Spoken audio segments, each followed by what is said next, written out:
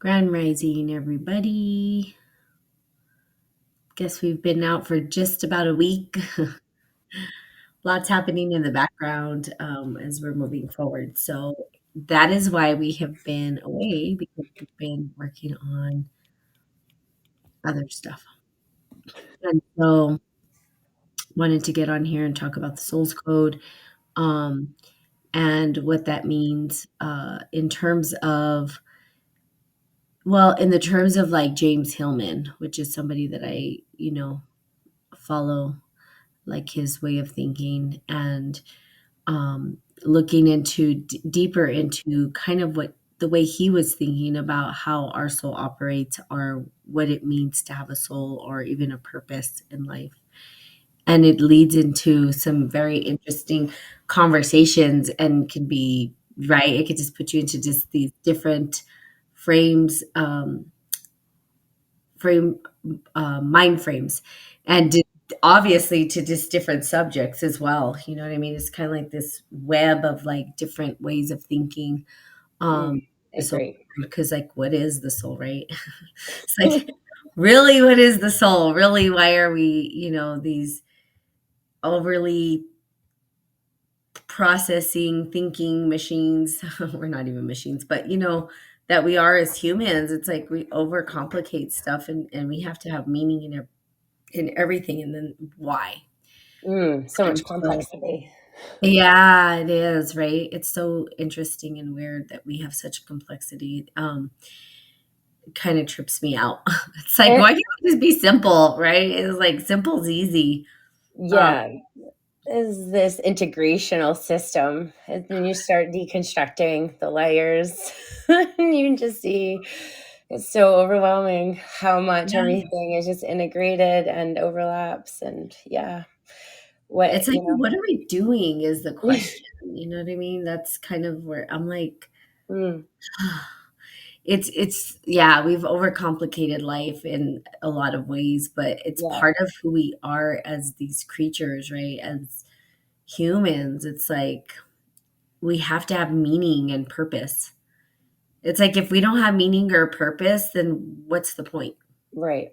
You just feel void inside. And people say, well, then Empty. there's nothing. But then it's like, then why are we living? You know what I mean? It's like, okay, Right. this is frustrating.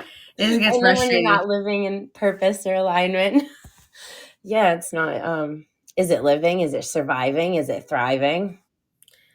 Because Right? I think with people, like if you look at people, individuals who actually don't live with purpose or don't have a purpose, they tend to wither away into Mhm, almost nothingness, if that makes sense. mhm. And it's like we have to make meaning. So people say, well, there is no meaning. Okay, that's fine. But in order for us to thrive in this vessel, we have to make meaning because if we don't, we Yeah, have nothing to live for. It's like almost like there's no purpose, no point. And that's not how we operate. Like we have to have a point and purpose in order to continue to move forward in our lives. Like otherwise we're just living meaningless lives. And if we are living meaningless lives, notice that those that live meaningless lives, they're depressed or they have nothing to live for, yeah, basically. yeah, And so unfortunately, yeah. mhm, which has But there's become also a block with creativity too. When you think about it, there's a lack of creative expression. And what's creative energy, right? That's that higher soul, authentic, universal. The universe creates, right? That's what it does. It creates and destroys, and it creates again. So when you, like you said, there's that catatonic, kind of like zombie, numbed out from the world, kind, you know what I mean, lacking purpose, lacking, any kind of mission or whatnot, and having no creative outlet, that can be a very low vibrational space to navigate a life from. And that comes mhm. back to, are you thriving, are you surviving, you know what I mean, whatever. Where's the soul, where's the ego, right, where's the Yeah. experience. And that's kind of why I like James Hillman's work because in the Soul's Code, it's like So the Greeks, I believe it was the Greeks, and I always get this wrong. I always say it wrong. I always want to say like demon because it sounds like demon, but it's not demon. It's like diamond. Mm. Um, Guardian angel. Like, yeah, there's lots of they have different names for it, of behavior. course, but the Golden Compass. If you guys have never watched that, Oh, yes. I was thinking exactly. I've read the trilogy of all the 3 books, uh, because they only made the first book uh-huh, into a movie. uh-huh. They Well, they tried, of actually have a course. series. They have a Yeah. series called Oh, His do Dark. they now? Oh yeah, it's been out for a while. Yeah. It's called His Dark Materials is what it's Yeah. called, Yep. and Oh, it okay. is a series because they only made it into a movie, and then I don't know why they didn't continue. I've never read the books, but the movies themselves talk about they use the concept of the diamond or Yeah, the books, you gotta read the books. The books are really good because they go into being able, to travel yeah. and through, like, worlds, and it's been a very long time since I read it, so I don't wanna butcher it, but there becomes, like, this severance, so you're almost, like, cutting it off and doing harm, or something, so, like, and I think like the end of the first movie, that Golden Compass movie, like starts to touch on that in a way, but like the books go even further. Um, Hmm. Hmm. yeah, that would be an interesting thing to to relook Yeah, at there's now. this. Right It's there. the series goes into all of it. The Okay, does series it? has it all. Yeah. Yeah, Not that I know, books and movies obviously are very different. They cut right, things out, but obviously. yeah, no, it goes into the entirety of it. Um, and what they're trying to do, right? Like they're trying to steal this essence from these souls, from the Yeah, individuals, which right. is basically what's happening today. Sounds very familiar, right? Um, and that's what they call them. They're familiars, which is kind of funny. Anyway, Mm, um, when you think about that, it's the soul and the ego, which are two very important things that help us operate in this world. We need both. The ego is not a bad thing. The ego is obviously there to protect us so that we can survive, right, right? Because it's all about surviving and survival. Where the soul, I think, is eternal and doesn't have this expiration date, so it doesn't really care. It's right, almost the opposite, I think, of what we think sometimes, where it's like, you know, the ego wants to live forever. The soul knows it does. So, the exactly. soul throws these temper tantrums. That's kind of how he poses it in a way, like, James Hillman, like the soul doesn't care. It doesn't see how small you are or how Right. little you are or if you have any disabilities. It doesn't see Right. anything. This is what the soul decided for like Uh-huh. the life's choices and experience. Exactly. The soul is the one who orchestrates the puppet Yeah. master. Yep. I always think of the ego too as what makes us the animal, because we are an animal species that we Mhm. are. Primates, whatever, like, but that's what makes us because it is our nervous system. It is, you know what I mean? Those survival, the reptilian brain. It is how we are genetically at our core wired. Uh-huh. And there's a process and a structure to that is very, very important that goes along with the soul, for that growth, for that healing. And that's our blind spot. That is our Mhm. day to day blind spot that we just aren't like really, I think for the collective, for the majority at least, you know what I Uh-huh. mean? Not Uh-huh. tuned into, not really working with. Yeah. Yeah.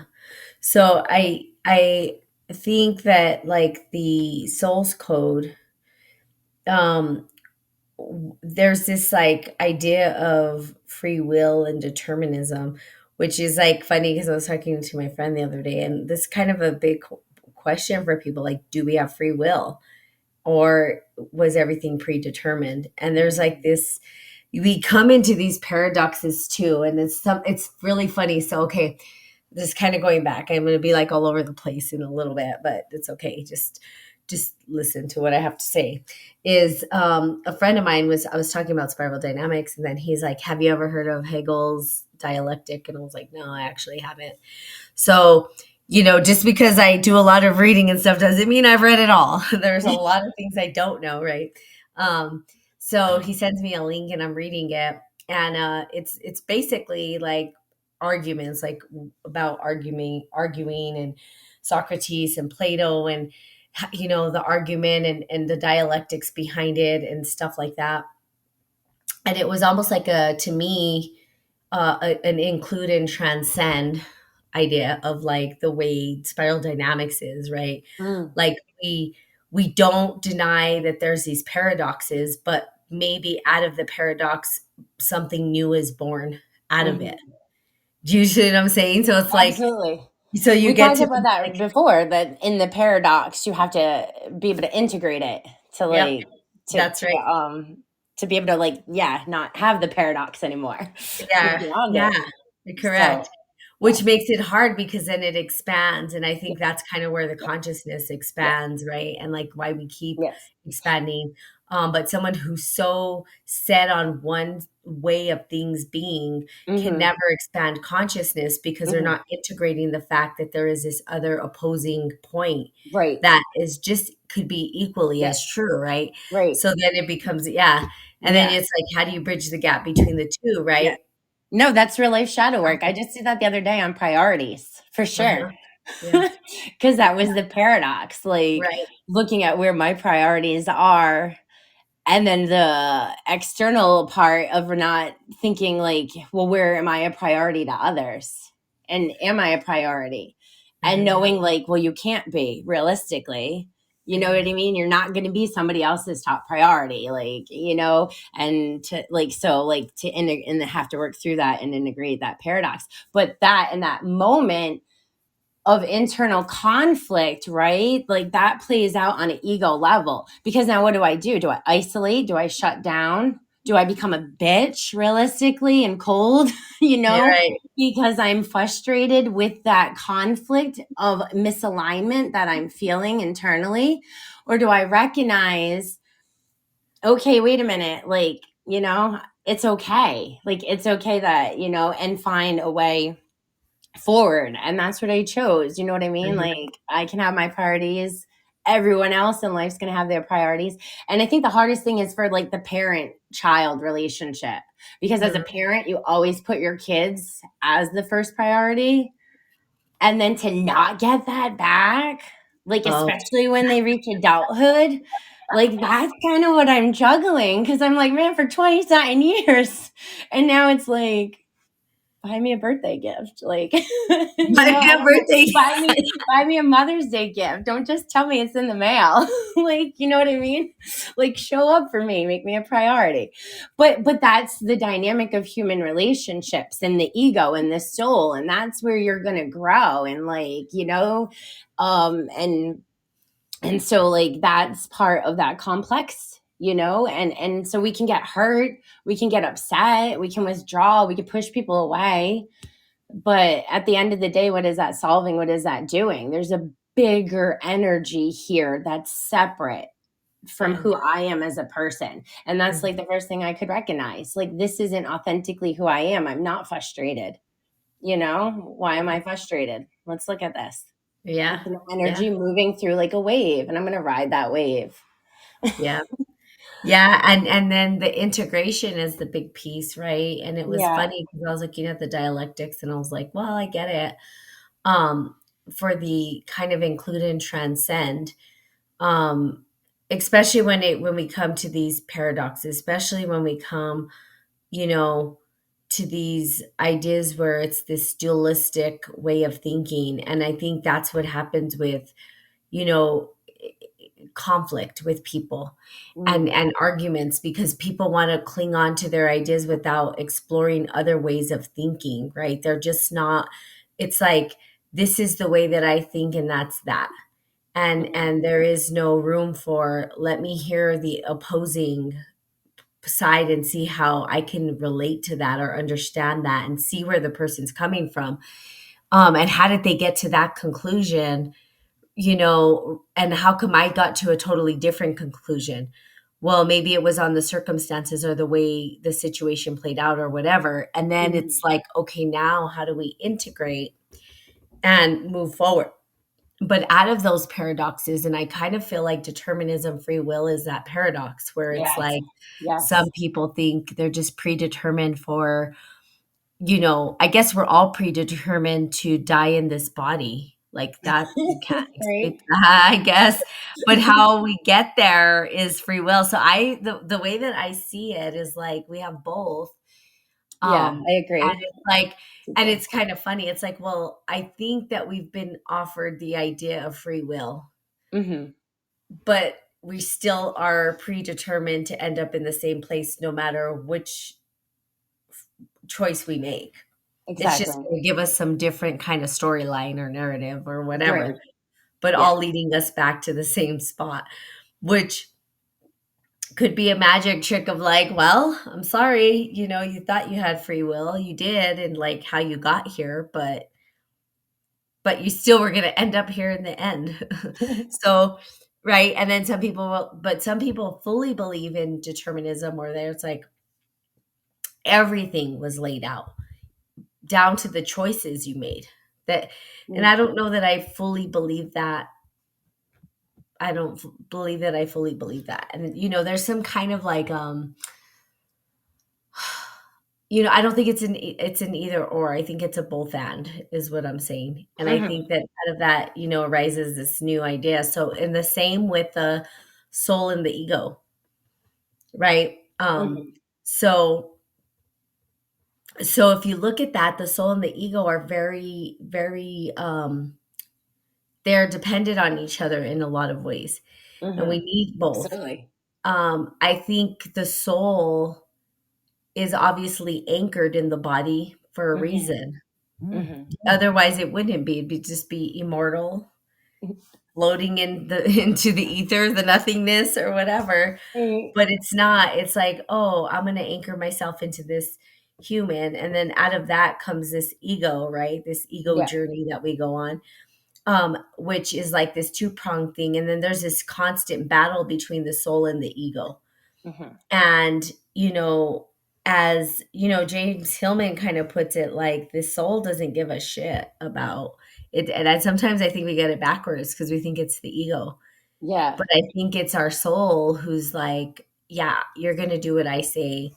I don't really care that, you're too small or you think you're too small, which is an ego complex or whatever. You're gonna do as I say. You're gonna, you know what I mean? You're big enough to do this and I don't care. Like I don't see Yeah. that you're this or that. So it's very interesting to me. But how do you include both Mm. and work with both? Yeah. So and that's the tricky part because that's not an easy journey to walk, right? To be aware of the ego as it shows up and then to follow what the soul's telling you to do. Yeah. It becomes N- this fine line too because they have the bad seed and they have the good seed too. That's another thing he talks about, that there are bad seeds and there are good seeds. And so, the bad seeds, quote unquote, that we would call bad seeds are, people who are perhaps, what we see in history, these serial killers are these mm. sociopaths or psychopath or all that kind of stuff that shows up Right. is who they are. Right. And some of them fully embrace it. They're like, that's just who I am. Yeah. They don't care. You know what I mean? It's like, Yeah.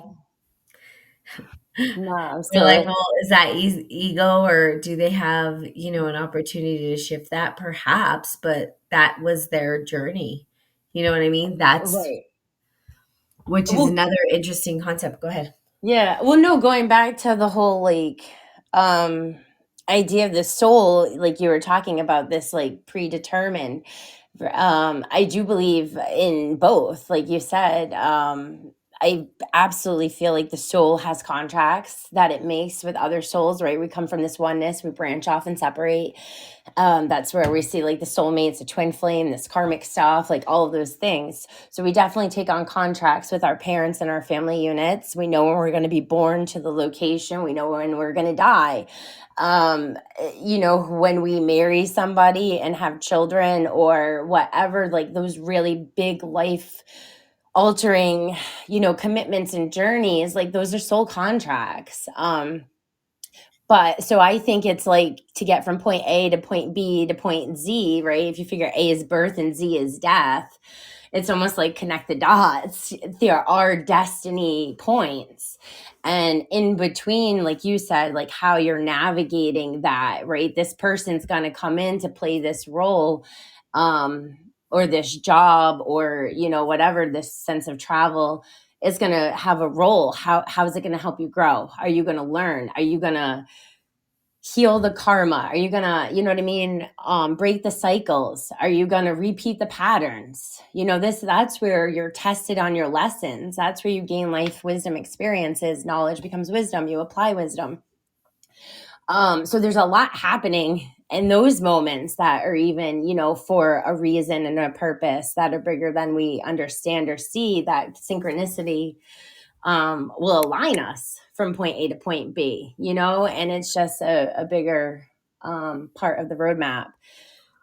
Um, and then I feel like with the soul, though, where you're talking about the good seed and the bad seed, and this is why I feel like it's so important to look at ourselves and look at our energy, to understand our birth and like our birth chart or natal chart.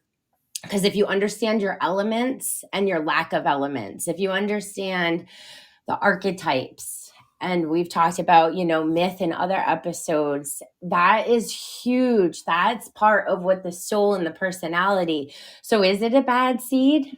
You know what I mean? Is it, or is it a part of the universe that's undeveloped? And you know what I mean? And as choosing this experience through a neglectful mother, that experience is and that's one thing he talks about in the Soul's Code, right? Is the mother, and how the mother, you can have like the neglectful mother, you can have this like mediocre kind of in the middle mother, or this like overachiever mom who sees that you're going to be like everything, like the future president, right? And they Mhm. like drive your ambition. Um, and so like but it comes back to that spirit guide daemon inside of us that's here like for our purpose. That's like, okay, well, you chose this really upsetting, what looks like really like a lot of harm, a lot of toxic. What Judy Garland was one that they talk about. I'm trying to think in the book, who else was it, like Ella Fitzgerald or something. I haven't gone, I don't know. Did you skip to Oh, that section? Josephine Baker. That's who it was. Josephine Baker. I'm like, I don't know. Did you just skip to that section? Because I'm not at the mother part yet. Oh, yeah, no, I'm in the parental fallacy part. So I'm kind of like at Let's see. one point looking at how, right, we're born into this system. And so it really does make an impact on why. And so like that becomes a lot of people's sociology, right? You're conditioned by your parents and your surroundings, your church, your school, like whatever, your culture. Um But I and mean, in so the book, did you go forward in the book? Because I know oh yeah, James I've been reading it. I've been reading it. the because James Hillman, um, what's it called? The shadow mother and all that. Yeah, that is a Yeah, part of it where it's the hardest thing to get through. right. We put so much on mothers, right? It's like it's a lot of what I did in my coursework, right? Was the shadow Mm, mother, and I worked yeah. with that energy a Yeah, lot. absolutely. That's what I was just telling you, like the great the great goddess, the shadow side, the great mother. And That's what and I was working with this weekend. and it's hard because that Mhm. the shadow side of the mother is the hardest one. It's the hardest thing to get through. Creator, So creator of the universe. for so for anybody doing the the work or spiritual work or whatever, Mm, we blame our mothers for everything at the end of the yeah, day, more than we very. even do our fathers. which is very sad, which tells me it's a very hard, being a mother is probably one of the, I think, bravest things a person can do on this planet, because the reason why, um, is because we come from mother. We're Hmm. born from mother. We're we incubate in mother for 9 months. That has an impact on us as well. And then we come out of her, and she's typically the first thing that touches us and that we touch. I mean, we're connected at the umbilical cord to this woman. You know what I mean? Right. And to the women, to the mother. So that I right see it there. mirroring bigger than that though, because like to Well, yeah, the but so universe, like the goddess is yeah, missing. Like the goddess is what has birthed everything. yeah, no, but I'm talking about No, going I through the know. mother spiritually. I So know. with we come from our mothers. And so in what James Hillman is talking about, and what, and it wasn't even James Hillman, it was more, I mean, all of his ideas came from, um well, I can't think of his name right now. Why not? Young. Oh, Young, Yeah, yes, Carl Carl and Jung. Young even. I'm like, why can't I think of Carl Jung's Yeah. name? So they came from Carl Jung, right? And so the shadow mother, um, there was a great saying, and I can't even think of where I found it, and I should post it up. I can post it up, but why we fear the mother the most, and why it's hardest to get through the mother. Um, and part of it is because of that. So when we're birthed here, our mother is our caregiver, our first thing that we touch. We're connected to her. We're incubating in her for 9 months. We come out, and we expect more from our mothers than we do from our fathers. And that's a human thing, right? I'm not talking spiritual, I'm talking human. Hmm. And so because of that, we connect that idea to the spiritual mother. And so if the mother is not, let's say for instance, we feel the mother is not sufficient or didn't treat us the way she should, she gets most of the shit, to be Hmm. honest with you. And it's the hardest one to heal from. So, we going through those healing journeys of the mother, because we have to heal our parental shit, right? If Hmm. we don't heal our parental shit, we can't move. Even healing the spiritual won't help, because our parents were the indication of what the sacred feminine and masculine should look like as a spiritual concept, which is not the case, right? Could be, but not really, right? So anyway, coming from the mother and dealing with the mother and healing from our motherly wounds, and the representation of the mother in our actual parent is the hardest thing to get through, because it is interconnected. It has shown us something, and it's telling us that what our mothers, maybe the shadow mother, abandons or Hmm. neglects, like you said. Yeah. So if our physical mother neglects us, we're going to see that in the shadow of the spiritual mother, Right. that neglect. We're not Yeah. going to even know how to bridge the gap between the two. We're not even going to understand what it's like to feel nurtured or loved. Right. And And then that, that sets the soul for its course, which, right, could which you be to give back to experience that yourself. now, to be able to give that to others, like, or to continue the cycle, like whatever. But so Mhm. it's not always, yeah, I think the ego part where it's like we get caught up in the pain of it and we don't understand like why things happen to us. And it's like, well, the soul chose. So, and that can be really hard. That can be really hard for the ego. Hell yeah, because we are horrible to each other in a lot of ways, to experience a lot of painful things and be like, well, it's part of what my soul wanted to experience. It Right. can be a tough pill to swallow, but it also, doesn't make it any less real or truthful. Yeah. And then it's healing. So what ends up happening is that we heal, right? We go through this healing phase or this healing journey. Um, and we deal with the mother, we deal with the father, but dealing with the mother is the hardest one to get through. I'm telling you, in the physical plane and in the spiritual plane, it is the hardest one, because we came from that. And once we're able to connect and understand and heal. And some of the practices used to heal through that particular energy, which I loved, which, my therapist, when I was in therapy, she helped me, was to parent ourselves, right? To understand Mhm. internally. Absolutely. And that's where the spiritual part comes in is, how would we want our mother to show up at this point in time? And I think that was probably one of the most powerful questions that I had was like, um, right now in this moment, if your perfect mother was in front of you, what would your mother tell you? What would your mother say? What would she be doing? And then that Mm. opened my eyes, that she said now, and then I said, and then she's like, give that to yourself. Right. And then I gave that back to myself. So what was it? Well, nurturing and kindness, right?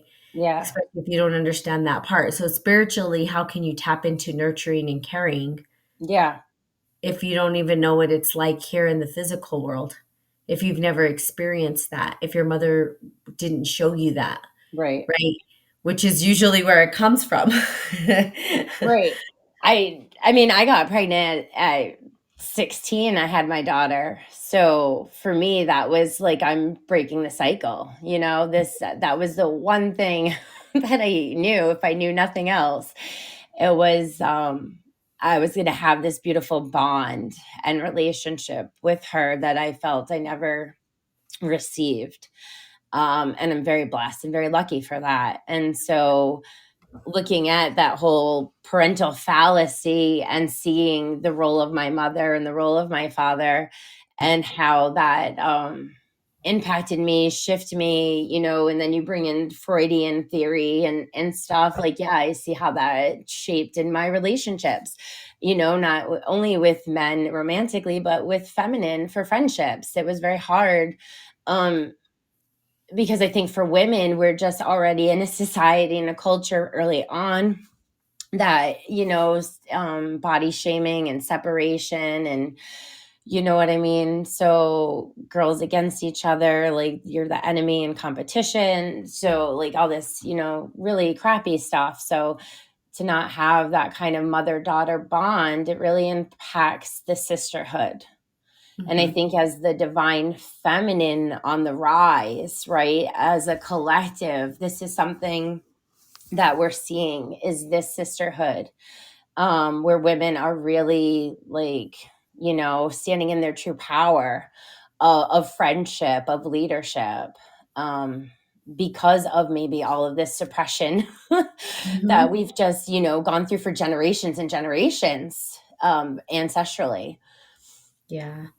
Yeah, and it's true. It has impacted our relationships, and not just so with the sisterhood, but also the brotherhood, right? Oh, Like us absolutely. connecting to the Absolutely. guys, the all of it. It's the all encompassing, and but the Mhm. power of the mother is greater than I think we obviously society doesn't give it that much credit, right? Like Mhm. because we live in patriarchal systems. And I think it's Mhm. the fear of the mother, and that's kind of what the saying was. I've got to find it. I'm probably going to butcher the I'm going to butcher what it says, but it was something like both men and women fear the mother, right? And this is like you were talking about earlier, the cosmic mother and all that Mhm. stuff, but men more than women because the ultimate gift that you could receive, and a man wrote this, not a woman, the ultimate gift that you could receive is to give birth, is to be able to carry and give birth to something. Mm. And men cannot do that. So they're not as connected to that part of life cycles as women, and therefore fear the woman more. So they fear her so much that they feel like they have to contain her, Mm. and that's why we have these like patriarchy. And he wrote, so I can't remember who wrote it. I don't think it was Carl Jung. It might have been James Hillman, to be quite honest with you, if I'm thinking correctly. I'll have to find the quote. But I didn't write it. So Mm. if people are getting upset that I said it, I didn't say it. It was a man who said it, by the way. Right. um, but it was pretty deep in the way that he proposed it, and it made sense in that, you know, men would be fearful of the power that women possess because, and not just women, but he was talking about, like you were talking about earlier, the cosmic mother, Hmm. greater than that, because Right, even look at the he, goddess Callie, yeah, she's pretty yeah, scary looking. You yeah, tap into that power and you feel it within, you can destroy and burn down, absolutely, and not care. And you can be cold-hearted because you know you can rebuild. And that yeah. is the divine mother. Um, but there's a beautiful power in that energy because it gets the necessary things done. And and when we're looking at creation and manifestation, sometimes maybe we're carelessly and recklessly manifesting without intention, Mhm, right? When you're just spewing around your emotions and your thoughts and you're letting those control you, that's the reality that you're manifesting. mhm, And maybe there reaches a point where you gain self awareness of your life and all of the negativity and all of the toxicity and all of the suffering. And you can't blame anyone else because it's your own emotions and your own mindset. So, of course, you're going to want change, right? And it takes a fire, it takes a storm, it takes whatever element to destroy it and wash it away, so that you can recreate, whatever it is that desire, mhm. and I feel like, and even with the Buddhists, sometimes I have a hard time with that because I mean, I get it, like desire leads to suffering, but at the same point, I feel like the desire is the seed in the heart, and the desire is part of the soul's purpose and mission.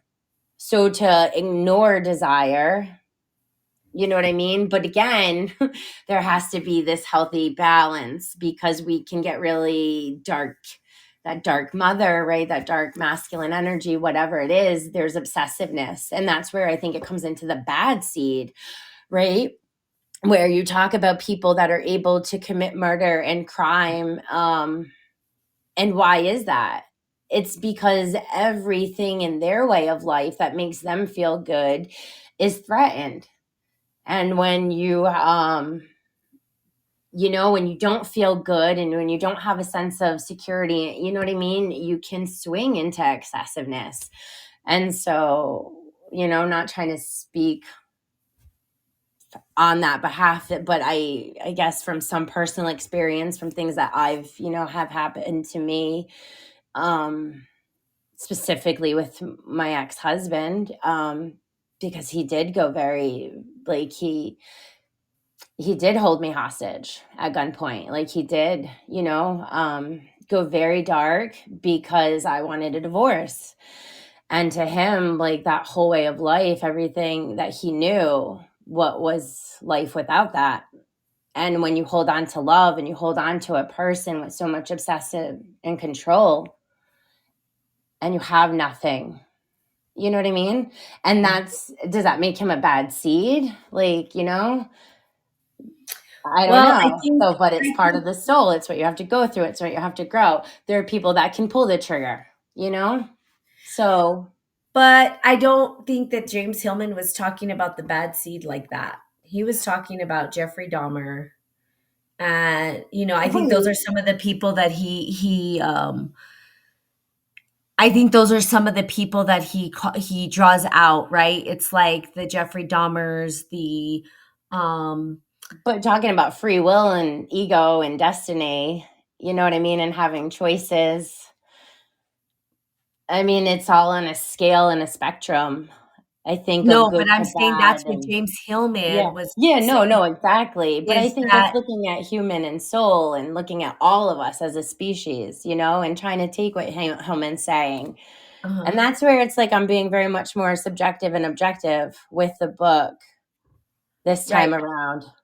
And what I'm saying, no, I Mm, get what you're saying, but what I'm yeah. saying is James Hillman doesn't say that a person who, like, the bad soul or the bad seed, or if you, I don't even, whatever you call the bad seed, not the bad seed, is that they were going to be that way regardless.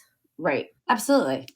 And so, Like Hitler was always yeah, they were predetermined to be that way is right. at the end of the day. Yeah. So, And you that's know, the there's thing with no, Hitler. Like, if he went to art school, right? Had he been accepted for his art and he'd been able to tap into that feminine creative energy, and express himself, would we have not ended up with what we had, with World War II? You know, but that's not the way it was supposed to go. That he was exactly. supposed to be and that's what he's trying to say is it was predetermined that these Mm, people were predetermined to be, I don't know, you could call it the bad seed, not the bad seed. I don't care. You don't have the right, wrong, good, bad, whatever, right. right? We've That got to always label something, but so the bad seed, when I think about what Hillman says is that that's who they are, that's who they were predetermined to be, hmm and they were gonna be it no matter what. So even as kids, they were yeah, predetermined. I don't know that, like, you can sit here, we could sit here all day and say, oh, people, they weren't predetermined, or they could have had it this way, or we could have been that way or whatever, but their soul's journey was to be a murderer. right. That's what their journey was supposed to be. Their journey, or it wouldn't have been, right? So that's, I think that's the take that I see on James Hillman and Mm, what he's saying. He's like, these kids, there are children who come from great families, has nothing to do with parents, you right. know, and they still End up, yeah. end up doing these things. So Mm, it's like it was a predetermined thing. We as mm, society see it as a bad thing.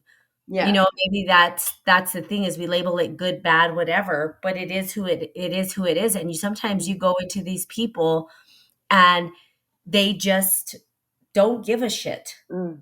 They And the don't give a interesting shit. thing too that I remember learning, in the brain, the oh gosh, I always say it wrong. The amygdala, the amygdala, whatever. The Oh, armadillo. I can't. My word can't. I can see it, but I can't say it. But the fear factor, like in the brain, right? That small little for sociopaths, it is like 17% or something like that smaller than the average human brain. So it's like the size of the pinky fingernail. Mhm, And so it's interesting. So the lack of fear, right? Obviously, I think that that holds up people in a lot of ways. So if you don't have that fear, because it was in a documentary that I remember watching with students years ago, and it was how they were training Navy SEALs and mm, like these, military, hardcore for combat, and they have to rewire the brain and get them, rid of the fear so that they can go into these places and have complete logic and strategy and know what they're doing.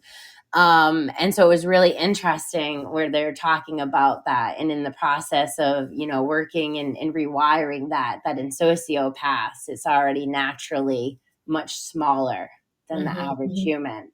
mhm, So mhm, that in itself, when we look at genetics and the body and the soul and what it's choosing for its compound and makeup, whether it's energy characteristic traits or whether it's an extra chromosome or a missing chromosome, whether it's a mental illness in the wiring of the brain that, is then labeled as bipolar or schizophrenic or multiple personality.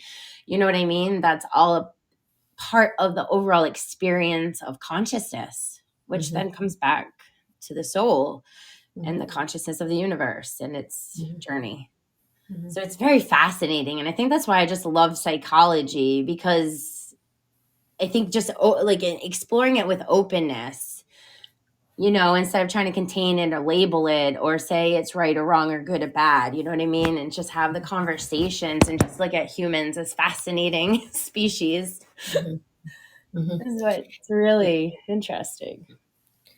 Yeah, yeah, and so I think, with the soul, like we were saying, soul and ego, the ego has a function for survival, obviously, and the soul doesn't care, basically. That's how I always, I mean, that's how I see the soul's code. It's like, that's what I, at the end of it, is how I think James Hillman was thinking. It's like the soul doesn't give a shit what you want or what you don't want. It's going to play out the way that it chooses to play out. And the ego, like you said, whether the ego is there for, to add this, instill fear in us and certain things that we're doing, because, that's what it does. The ego is afraid. It's afraid to die. It's afraid. The soul does not care. It's going to express itself the way that it wants to express itself. It's going to try, at least. I mean, it gives some good examples of, like, um the bullfighter and all that kind of stuff, and how the bullfighter, as a child was afraid of Mhm. bulls, and then end up becoming a bullfighter. Well, he ended up dying that way, and maybe that's why he was afraid. And the violinist, who became world renowned, or the writer who decided they didn't want to, they weren't going to write ever, no, read. They were never going to read. They weren't going to read. Mhm. They didn't want to have anything to do with words their whole life. And then they became one of the best writers or novelists. And it's like the soul kind of was predetermined for these things they knew, kind of Right. like, Mozart or whatever, and this child who wanted a violin that was perhaps too big for their tiny hands, but the soul doesn't see the body. You know Right. what I mean? It's like, I want to do what I want to do. And Right. for Express us, your I gifts think and that, talents. I think my biggest concern with it, or if I looked at it critically, that the theory, my question would be, why is it that some people take so long to fulfill their soul's code then? Mm. Because some people come in already kind of knowing what they're going to do. Like, they just Right. know, Absolutely. and where is that difference? And then the circumstances, and do we pick our parents and all that stuff? I don't know. I believe it and don't believe it at times. there's Mm. there's parts of me that say, yeah, that is a good theory, but I don't fully believe that we've said this is exactly how we want our life to play out. You know what I mean? So I go back and forth with that as well. Like, I don't know if I believe in that theory fully either. You know what I'm Yeah. saying? Where it's like, oh, we picked our parents, we picked our, I don't know that I believe that fully. Like, I how do I know? I don't really believe that. I mean, I can see why these parents, what they've taught me, and how my soul can play out, and maybe how that's worked. You know what I mean? Because Mhm. that's kind of what he's saying, is like our soul's code may be picked, and I believe he thinks that our soul's code is like we picked out our parents specifically for that. Right. But I don't know that I personally believe that. I don't know. So, I mean, it's a big mystery, right? You don't know. But I do like the idea that we do have a purpose. Um, and our soul is trying to play out the way that it wants to, and that it's trying to find its way, through the vessel, right? It's Yeah. trying to find its, and I think it's important to have purpose and meaning in life, because without it, what do we have? Right. We have nothing. And that's not what, that doesn't even sound fun. Like, are we here to have fun, right? It's like a Right. playground. So it's Mm. like, I want purpose and meaning, because people are like, Right. well, you're just making meaning out of everything. Well, yeah, we do. And so what? It makes Right. life enjoyable. Well, going back to the complexity of it, for sure, there's so much happening all the time, whether aware, self-aware or not. Situations arise, and it could be healing karma, it could be healing past lives, like things that we're not even intentionally understanding in the moment. Bigger narratives always at play. So Yeah. I definitely believe in the power of synchronicity, things having meaning. I do believe in soul contracts personally. I've done a lot of work to look into mine and explore mine. to do healing around them, noticing when something's karma and karmic. Like, I don't really need this person in my life. It's just because here I am repeating something. Mhm. So, like, boom, stop that behavior, stop that pattern, cut that out immediately, right? Noticing um, intention on where you want to put your energy to manifest. And like you said, with like some people born in to really know like the purpose and being attuned to like gifts and skills. And I think a lot of us, like, it's almost like that amnesia, right? Like we just don't remember. And there is no one, we have all these outside influences that are kind of telling us all the time that we're not good enough, or that our dreams and our goals are unrealistic, or wanting us to live in the shadows of someone else's failed dreams. You know what I mean? So sometimes there's no self-discovery, and so it's like, if you don't know who you are, how are you going to find any kind of mission or purpose, or sense of deeper calling, especially when we're back to that surviving or thriving mode? If you just have to work a basic job to meet the dead end bills and day-to-day calling, like that can be overwhelming and stressful. That How do you tap into creative energy? How do you find yourself to listen to your soul? Like people are cutting off intuition and those gut instincts. We're disassociated from our bodies. We're numbing out, through just But whatever was coping that mechanism. predetermined? That's the question. That's why Yeah. I'm saying. Do you see what I'm saying? Which makes Maybe it it's really predetermined that hard. we do have to wake up. I think that was my thing. Like I definitely see like one way of life, and then no, a great awakening. And then boom, like I don't know, my soul was like, enough. Like you can't be asleep anymore. So, I but don't in know, but his it's crazy because that's the part where I struggle because I'm like, but all these souls that are like you said, they're just maybe kind of stuck in the day to day, yeah. numb out Mm. Have you nine ever to seen the five. Disney movie Soul? It's a kid cartoon movie. So I know you don't have kids. I don't know if you've seen it, but Soul. I haven't. Okay, so that it actually, like, so Disney tries to explain how souls are like born in their purpose. And they actually have this like really dreary world realm where the soul is a zombie and it's like disconnected from the human part. It's actually a really, really cute. There's some pivotal points in that actually very much hit home and resonated with my own spiritual, perspectives. Huh, And then other parts that were just like, whatever. But yeah, it was really cute. So, and I'm gonna have to interesting. Yeah. And then they I'll did have one to on check it out. elements like fire and water. And that was really cute too. So Oh, I saw it's, Elements. I saw yeah. Elements. Yeah, Yeah. I'll watch Soul just to see. Of course I will, because Yeah. movies are a great way to like explain things. Right. Exactly. I think the fact that Disney, is trying to tap into the child at least, and give them some kind of, I don't know, meaning to like what is the soul, or or something. It was really Yeah, cute. Because that is part of the human thing, right? We kind of feel this essence, this void, this longing, whatever. I think that's why we gravitate to the moon and the stars, or the day sky, nature in general, animals, whatever it is. There's this longing and this connection, and we're just all trying to figure it out and do, the best that we can.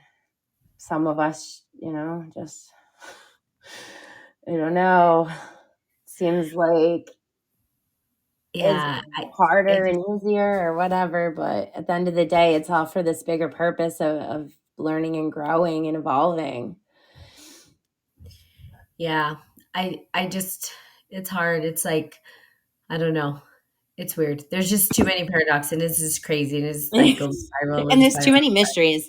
There are things that will just never be known and Yeah, never and meant to be known. hey, I'm fine with mystery. It's just, with the predetermination and the free will and like the ego and the soul. And Mm, I think, again, my conclusion at the end of the day is like, I want to have meaning and I want to have purpose, even if it's me right, creating it. And because I think people, well, you're the one creating it. Yeah, I am. right, But why? At the end of the day, because I feel like I'm being a better human being. It gives me purpose. It gives me reason to right, live. It right, gives me an opportunity to experience others and care for others and show compassion for others. If I don't have meaning, why would I care? right. I just wouldn't care, right? It's like I wouldn't. So the purpose and the meaning, even if it was predetermined or not predetermined, I Hmm. can say this. I had a calling, I felt a calling since I was young. Yeah, It never went away. I didn't create that. It was just born in me. Why? right. Did I make it up? I don't know. Maybe I did. Yeah. Maybe somehow, some way I made it up and this is all whatever. Well, that's fine. But It has wouldn't that be your soul just kind of making you up and and making it and all up? moving me in a direction Right. that is helpful to humanity Right. and helpful for myself, my family, Mm, the people around me, right? So it's giving me the ability to at least relate to others with that compassion and love and kindness and care and all the things, right? And then right. also to have the experiences of living big, like having big dreams and living them out and Mm, going after things and not being afraid to just spread my wings and fly and try new right. things. And at the end of the day, it's like, if I let that the ego take over, if I let ego take over, there would be nothing but fear, scarcity, not enough, living small, you know, Right. but my soul feels bigger than that. Right. So it's like I allow my soul to take over. I allow that to happen, right? So, you know, and just be free. But yeah, but it's kind of hard because it's like, well, was this predetermined? So then you go back to all of these things and it just becomes this confliction inside of you. Like I said, at the end of the day, and hopefully for people, like the message you hear is like, live with purpose and meaning. Right. I think Because that's, yeah, definitely the thing is like our perspective of the world. I mean, the structure to it is wounds and trauma. It just is. Like that's part of, this survival nervous system and how we're wired, going back to that part of it. So we're going to experience traumatic events. We're going to have wounds and those things get buried in the subconscious. But it comes to a point where we get self-awareness and we have this destiny and free will, like over our healing and over our perspective. Are we going to just continue to see the world as something that's out to get us and harm us, and everybody has hurt and betrayed us and done us wrong and we're the victim? Or are we just going to really understand, like you said, compassion and empathy and forgiveness and understanding, and let people just go on their journey and not being attached and holding on to things and understanding what it just taught us, because that's the biggest thing. If you can come to a place and at least look and see where you had growth and you're not the same person anymore, where your ego died and it did go through a rebirth and you've been able to, let go of things. I think that helps kind of shift our mindset on things, keep us more open-minded, and not keep us to like this container of self-suffering, when we can just understand, there's bigger purpose to everything, and we're just not always going to have those answers. But it doesn't mean we have to be filled with hate and harm. That's where we have free will of how am I going to navigate as a human being and what am I going to manifest with my energy. Like, was I a wounded person at one point? Absolutely. Did I grow and evolve through that? Yeah. Did I have life circumstance happen that was traumatizing? Yeah, absolutely. Have I loved and forgived? Sure. So, like at the end of the day, I think I'm going to be destined to have, certain people and certain events play out, but my free will is how I react and how I engage. And I definitely choose myself and my integrity, in a lot of ways. Um, Yeah, that's how I see. I mean, that's how I see it. We have free will, but we also have determined. Maybe we do. I mean, we're at least we all know we're determined to and this life will end, at least in yeah, this way eventually. That's right, predetermined. We can't everybody has a, birth date and an end date. So that's right. predetermined. And there's already been so much toxic stuff. There's already been so much pain. There's already been so much hatred and division. Like, I mean, at this point, I don't want to be a part of that. Like, I don't want that narrative in my life anymore. I've worked really hard to heal that narrative and to become a different person, and now it is community. It is this sisterhood, this brotherhood, this collaboration, this unity consciousness. And trying to just wake up and feel like, yes, I was productive and I did something, that I can personally feel satisfied with. And I did the shadow work or whatever. I dealt with the thoughts and the emotions, rather than letting those control me. But to know that I at least got up and put a smile on my face and was pleasant to other people. You know what I mean? I didn't intentionally go out to look to harm people today. I wasn't looking, you know, and I think in a lot of ways, this concept of good or bad seed or, whatnot, and fate and destiny and all of those things, there comes a point where we have the option and the choice to tap into our true authentic self or our wounded self or our traumatized self. You know what I mean? All of those different split parts of psyche, ego, and soul. Or we could choose to be this integrated whole self that rises above.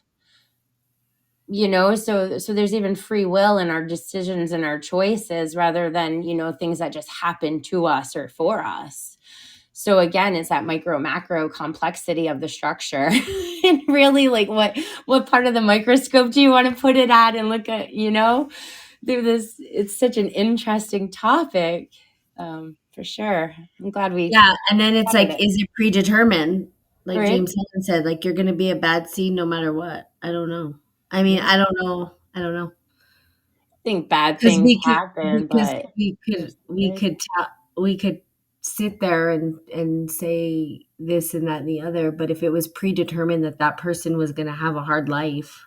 Yeah. I think we all have hard lives. It's just on a scale and it's different perspectives. And some people can't deal with that. And But that's what I'm saying, is it right, exactly. predetermined, right? Like, it's like some Yeah. people are maybe predetermined To lash never to out. get well, to Yeah. never get over it. Yeah. That doesn't matter how much good they do.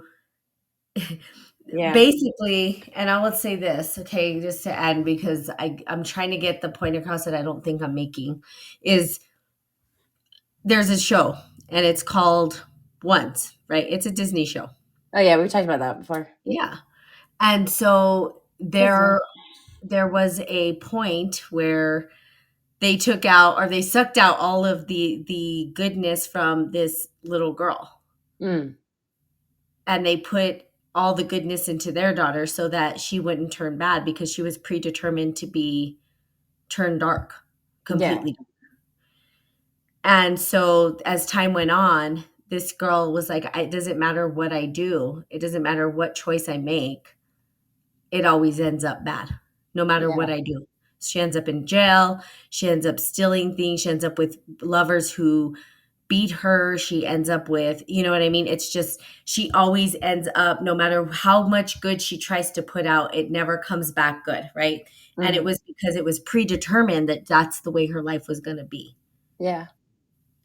That's what I'm talking about. Not that Yeah. bad shit happens to all of us, because it Yeah. does. You know, we all go through that. But no matter what choice she made, no matter where she went, it was predetermined. And that's what I'm talking about with predetermination. That's what I think, in a way.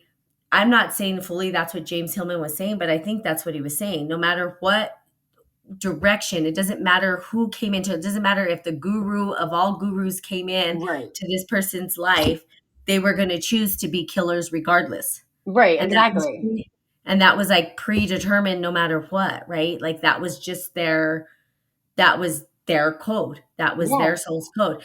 Do I believe it? I don't know. I'm just thinking that is kind of what it's saying. Do I believe that? And I personally, I love James Hillman's work, and I believe our soul is constantly trying to play out the way it is. But I also believe that people, and this is me, and this is what I hold in my heart, is that I have hope for people, hope for Mm, humanity. And my absolutely. hope is that everybody can overcome and transcend these issues, and that Right. people can live a magnificent life. But is that the truth? I don't know. That's the part that gets my mind. It doesn't matter how much we say, well, yeah, but as long as you have self-awareness. Some people may never have self-awareness. Yeah. Do you see what I'm saying? There are Right. people who may never be on this journey the way we are. There may be Oh, people who never absolutely. fully wake up to their full potential. No, But I then know. I'm Definitely. but what I'm saying is it predetermined that they were going to be that way regardless, right? Or was Yeah. it No, not? I think I don't so. know. I I don't know. I know. I think so. I think for sure people um I have hope the that soul chose. Like, yeah. you believe the soul shows. See, I and do. I don't know. I guess I go back and forth. I'm just like, did the soul choose, or I believe, well, I don't know. I guess there are people who won't ever change, you know what I mean? So I kind of Right. go believe that too. That But people maybe will but choose that's that. what they needed to learn. Like that was the soul's experience. So it doesn't mean like on another multiverse or timeline or different reality or past present life, you know what I mean? Because in the oneness of it all there is no such thing as time. But it doesn't mean that in some other form that soul is, it's still going through something else somewhere else and it's growing and learning. So it's constantly, you know what I mean? There's always constant evolution happening. It's just depending on, I know, now I know. I see your face. I see you. I'm like, It's but just depending on, because realistically, like if we lived in the 1800s, right? Say we lived in the 1800s as well as living now, it's all happening at once. So the soul is experiencing all those lifetimes at once. It's just only to us where we say, oh, our past lives that we've tapped into or reincarnation. But it's all happening, in the now. So it's all about how, so it's one thread in this woven together fabric masterpiece that becomes like a blanket or a tapestry, you know what I mean? So you're just seeing one lifetime, one soul experience.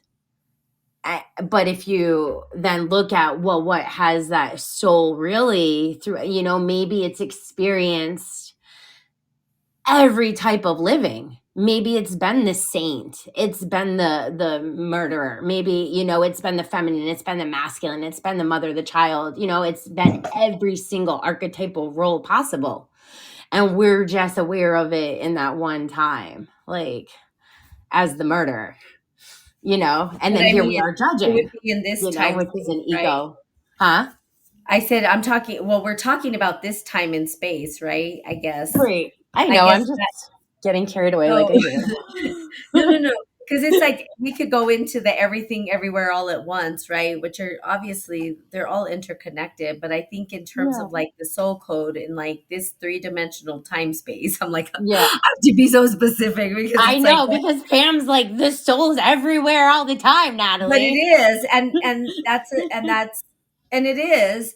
but we're talking about this particular like Right. time and space and Right. and This and one body is Pam and this one Natalie. body, this one time, this one space, where is was it predetermined?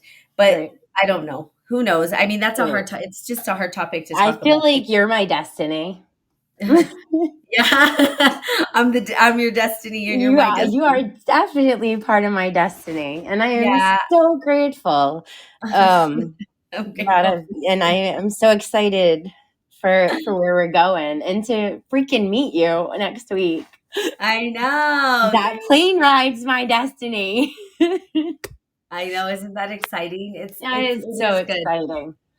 But no, we are everywhere, I mean, and that's a whole Yeah. other like, Yeah, I know. Micro, macro, but that's the beauty of it. Like which everything angle everywhere do all we at want to once. explore the topic? Because even this was spontaneous. We're always spontaneous in our broadcasts, but maybe it was predetermined by something greater. No, yeah, it was predetermined that we were gonna have this conversation today, you know what I mean? So it's just hard. It's hard to think like that, but Yeah. But I that's think why I all think it can that be fun. Like, we don't have to be right or wrong. And that's the thing, too. Like, I think a lot of times when we have discussions like this, it's like someone wants to be right or wrong. And it yeah. has to be like a proof point, like I got to prove my point. Yep. And it's like, who cares? We can just have fun. We can look at this book and kind of take our own experience. Like, I like that, we can just be open ended dialogue. And who That's knows, part of that's part of the Hegel's dialect though. It's being Yeah. able to understand that you can't be right or wrong because you're always going to end up in a paradox, Yeah. and you're always going to end up with a counterpoint or a counter argument or a and that that point, if you're not willing to, let's say for instance, you're not willing to see the other point, you're not able to include and transcend or create Mhm. something new, so your Absolutely. creative juices get stifled, right?